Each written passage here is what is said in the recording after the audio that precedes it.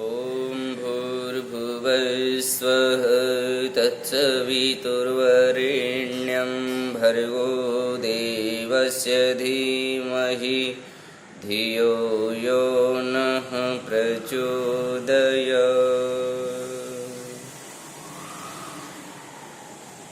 लाला लाजपत राय जी की दृष्टि में पंडित गुरुदत्त विद्यार्थी जी का जीवन रक्तोदन वह पाश्चात्ताप, इस विषय में आपके समक्ष वार्ता रखूंगा। कहा जाता है कि पंडित जी की दिव्य दृष्टि ने तो आरंभ में ही देख लिया कि मूलराज आर्य समाज और कॉलेज को किस दिशा में ले जा रहे हैं। कॉलेज की सेवा में लगे धार्मिक भाव के अन्य सज्जन पुरुषों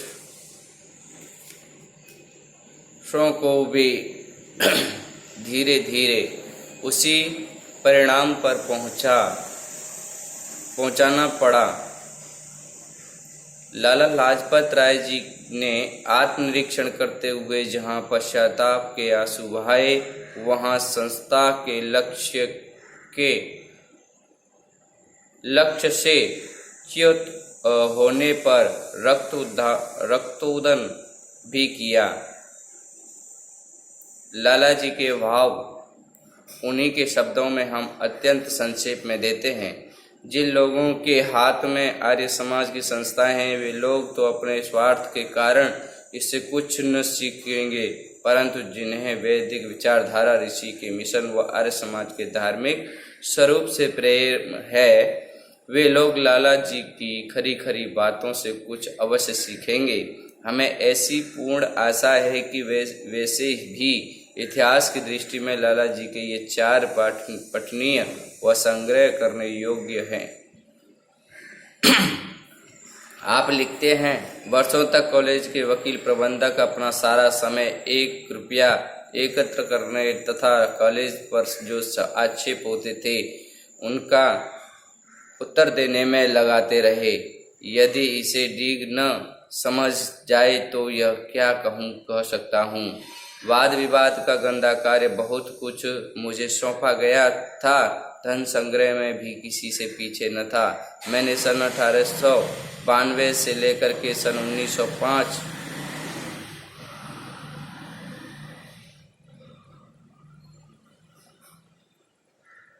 तक कॉलेज के चंदे और कॉलेज की रक्षा को अपने जीवन का उद्देश्य बनाए रखा। जितने भी आक्षेप कॉलेज पर, कॉलेज पार्टी और कॉलेज के अधिकारियों पर होते रहे, उनमें यदि अधिक नहीं तो 3-4 का उत्तर मैं देता रहा। लड़ाई की इस अवस्था में कॉलेज के प्रारंभिक संस्थापकों का नैतिक व जातीय भाव दुर्लभ होने लगा। उन्होंने सरकार की वक्र दृष्टि को अपने से दूर रखने के लिए कई उपाय सोचे तथा विश्वविद्यालयों की चाटुकारिता आरंभ की। इसी बीच कॉलेज पक्ष के कई मुखिया, जो सरकार के उच्च अधिकारी थे अथवा जिनके हृदय में सरकार से उच्च उपलब्धियां व पद प्राप्त करने की लालसा थी, कॉलेज की वास्तविक नीति पर प्रहार करते रहे तथा वे कॉलेज की राष्ट्रीय प्राचीर में अनेक छेद करने में सफल हो गए। इस सारी अवधि में मैं अपने आप को कनिष्ठ समझता था तथा अपने वरिष्ठ भाइयों की नीति व निर्णयों को निष्ठापूर्वक स्वीकार करता रहा। सन 1905 से सन 1910 तक संघर्ष ने नया रूप धारण किया तथा कॉलेज के वरिष्ठ सदस्यों का प्रयास रहा कि स्वर्गीय लाला द्वारिकाधीश तथा मैं, जो दोनों राजनैतिक समझे जाते थे, कॉलेज के प्रबंधक से परे हो जाएं। इस अवधि में कॉलेज का संबंध विश्वविद्यालय से अधिक गहरा होता गया तथा कॉलेज के सब आरंभिक उद्देश्य विश्वविद्यालयों को प्रसन्न करने के प्रयत्न में दब गए। इस काल से में सुधार के कई प्रयास किए गए, परंतु वे सदैव तत्कालिक लाभ के विचार के नीचे दबे गए। कॉलेज के प्रबंधक खौफ, खतर, भय व संकट से बचने के उपाय सोचते रहे। यदि पहले 15 वर्ष महात्मा दल से युद्ध करने में व्यतीत हुए, तो ये 5 वर्ष अपने आप को सरकार के संदेह प्रकोपों से बचाने में व्यतीत हो गए। लाला जी ने आगे चलकर यह एक और कटु सत्य लिखा है कि दयानंद एंग्लो वैदिक कॉलेज ने पंजाब में संस्कृत व हिंदी को बढ़ावा दिया है, परंतु इसका वैदिक भाग सदा 9/10 तक ही नहीं, संभवतः 99/100 की सीमा तक एंग्लो के नीचे दबा रहा। कॉलेज का सारा कार्यालय अब तक अंग्रेजी भाषा में ही काम करता रहा। इसका सारा पत्र व्यवहार अंग्रेजी भाषा में होता है। कॉलेज की प्रबंधक समिति की भी यही स्थिति है। कॉलेज का बड़ा भाग विश्वविद्यालय की आवश्यकता को पूरा करता है। कॉलेज अब तक अपनी पाठ्य पुस्तकें नहीं बना सका। कॉलेज ने अब संस्कृत व हिंदी के अच्छे साहित्यकार, गवेषक व इतिहासकार उत्पन्न किए नहीं। कॉलेज का प्रबंधक अब तक उन लोगों के हाथ में है जो न अच्छी प्रकार से हिंदी पढ़ सकते हैं, न लिख सकते हैं, और जिनके जीवन का बहुत बड़ा भाग कानूनी शब्दावली के प्रेम में बीत जाता है, तथा जिन पर सदैव समय की सरकार का दबाव छाया रहता है। लाला लाजपत राय के चिंतन का अंश दिए बिना यह अध्याय सर्वथा अधूरा ही रह जाता। लाला जी ने खरी लिखकर वह अपनी मूलों पर भी पश्चाताप करके उच्च नैतिकता व आर्यत्व का परिचय दिया। इसी पुस्तक में लाला जी ने लिखा है कि कॉलेज ही हमारा इष्ट देवता बन गया। पंडित गुरुदत्त पर प्राचार्य पद की लालसा का दोष कैसे लगा? ये पंडित जी की जीवन पर जो प्राचार्य पद का दोष था वो कैसे लगा?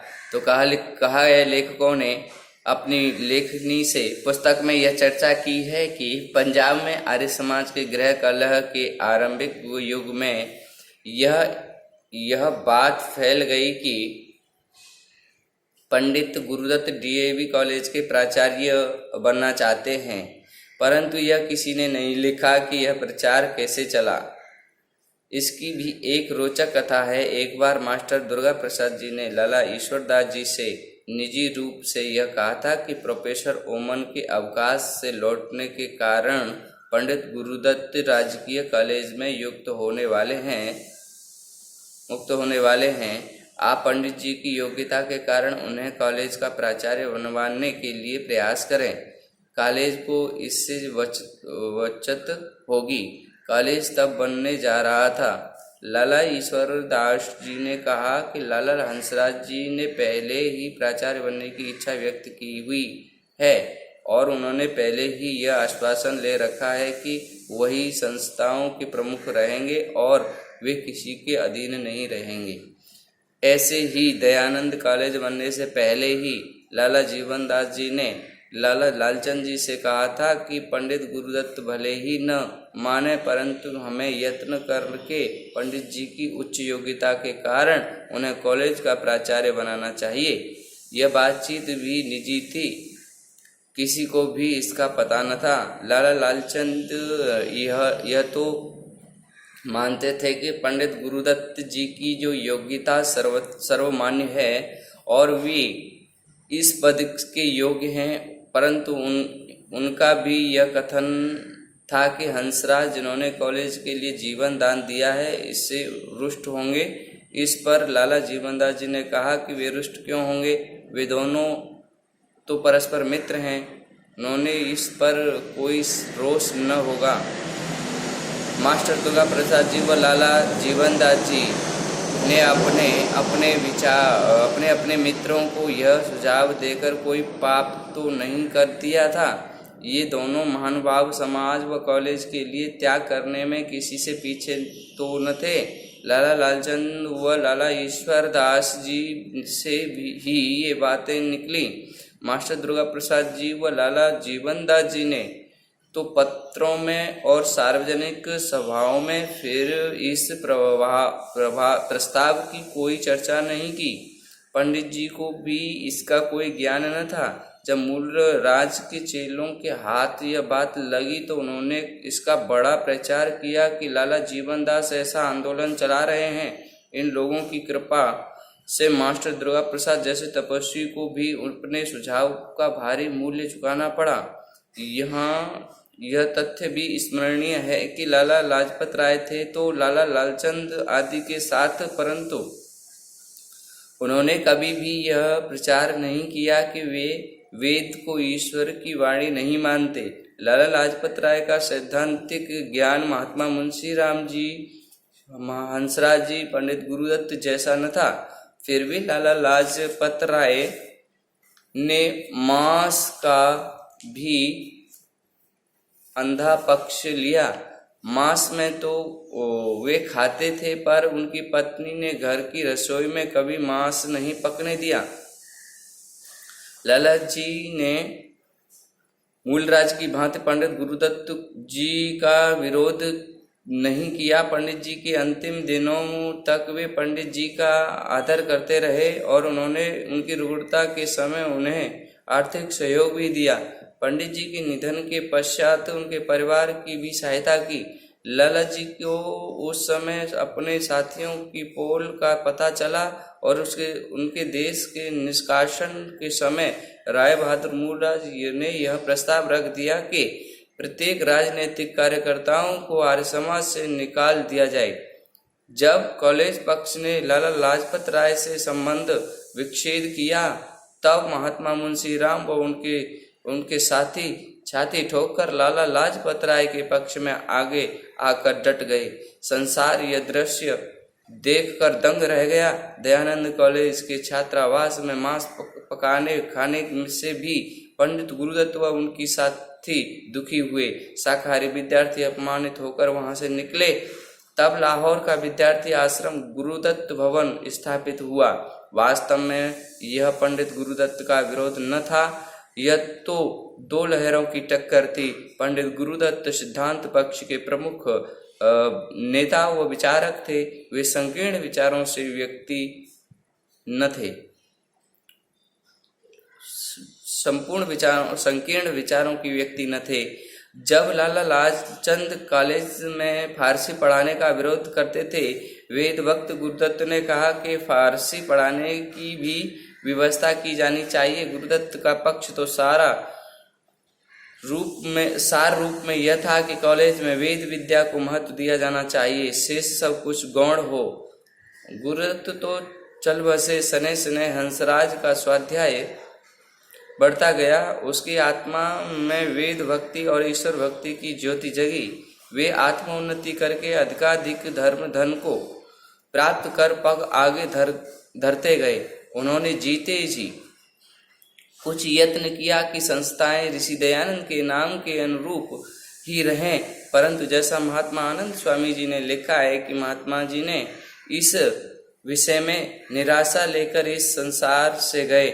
महात्मा हंसराज में महात्मा मुंशी राम व लाला लाजपत राय के समान साहस नहीं था। वे संघर्ष से सदा बचते रहे। वे राय बहादुरों से टक्कर लेने का साहस दिखाते तो इन संस्थाओं का अनार्यकरण, सरकारीकरण व व्यापारीकरण न होता। दो लहरों की इस टक्कर में वैधानिक रूप से पंडित गुरुदत्त की हार हुई। राय बहादुर मूलराज व लालचंद जी की जीत हुई। इतिहासज्ञ पंडित भगवत जी ने महर्षि दयानंद सरस्वती के पत्र और विज्ञापन की भूमिका में अपना ऐसा ही मत व्यक्त किया है। हम उसके मत को सहमत हैं। पंडित भगवत जी का यह कथन भी सत्य है कि इन संस्थाओं में कहीं कहीं कोई आर्य धर्म का इक्का दुक्का ही प्रेमी रहा। गुरुदत्त जिस लहर के प्रतिनिधि थे, उसने हारकर भी जीत प्राप्त की। गुरुदत्त के बलिदान से प्रेरणा लेकर वीर चिरंजीव, वीर विप्र, लेखराम, स्वामी श्रद्धानंद, वीर तुलसीराम, वीर रामचंद्र महाशय, राज्यपाल भक्त फूल सिंह और स्वामी स्वतंत्रतानंद जैसी बलिदानी मूर्तियों ने ऋषि की राह पर अपने शीश चढ़ाकर इतिहास बनाया। मूलराज का कोई चेला गोली छुरे वो फांसी का स्वाद न चख सका। डीएवी कॉलेज कमेटी के एक भी नेता व अधिकारी को देश धर्म हित में बलिदान देने, संघर्ष करने, सरकार से टकराने या जेल जाने का कभी भी सौभाग्य प्राप्त न हुआ। प्राचार्य भगवान दास जी ही एक अपवाद हैं जिन्हें इन्होंने अपमानित करके मार दिया गया। ये था पंडित गुरुदत्त जी के जीवन में समाज सेवा का एक अनोखा दृश्य। तो कहने का तात्पर्य है, जहाँ पर वेद की प्रचार और प्रसार होता है वहाँ राजनीतियाँ नहीं होनी चाहिए, अन्यथा उनका सर्वथा नाश होता है। इसलिए आत्मचिंतन करने की आवश्यकता है। पंडित गुरुदत्त विद्यार्थी के जीवन से कुछ न सीखा तो हमारा भी जीवन अधूरा रहेगा। इन्हीं बातों के साथ, इन्हीं चर्चाओं के साथ आगे भी चर्चा करते रहेंगे। इति ओम सम।